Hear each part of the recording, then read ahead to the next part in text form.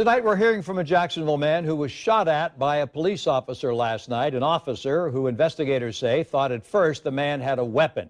Brian Dennison, whose little girl was with him at the time last night, tells News 4 Jax when he heard the gun go off, he couldn't help but think that either he or his daughter had been hit.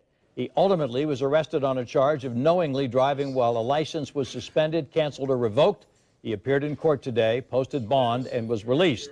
Dennison spoke tonight to Channel 4's Francesca Amaker, who's joining us live. Fran?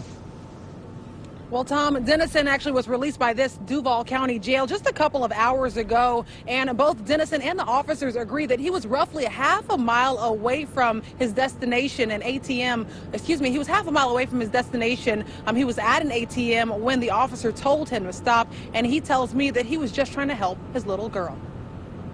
Last night was very scary, man. I had my daughter in the car with me coming home from basketball court, and she was having an asthma attack at the time, and I was trying to rush her back to the house. Brian Dennison describes Monday night as a nightmare. He says he was dropping his daughter off at her home at the Plantation Apartments when a simple asthma attack turned severe and got JSO's attention. As I'm rushing back to the house, cops came behind me, and they actually, they was trying to pull me over. I waved the cop down to tell him to just hold on. When I got out the car, cops still proceeded to come towards me. As I had my hands up, I was explaining to him the situation with my daughter, and he took a shot at me while my daughter was in my hands. According to JSO, Officer J.C. Garcia followed Dennison and noticed an expired license plate. When the officer turned on his lights, he says Dennison did not stop and continued to the nearby apartments.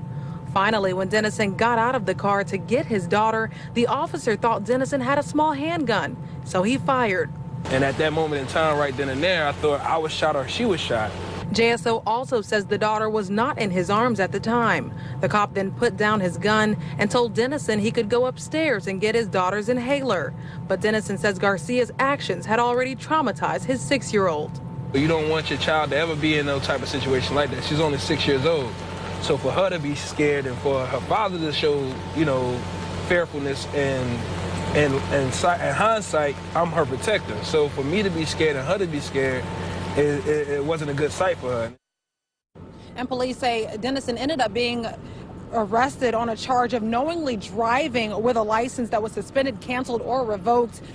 There was also some outstanding warrants, but he was not arrested on anything relating to Monday night shooting. For now, reporting live at JSO, Francesca Amaker, Channel 4, the local station.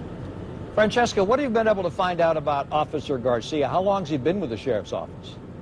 Well, he's been with the sheriff's office for about 5 years now, and we're told that he'll still be on the streets paroling as an officer, but this is under investigation, and the Response and Resistance Review Board will be investigating this matter, and this entire matter will be seen by a panel with JSO.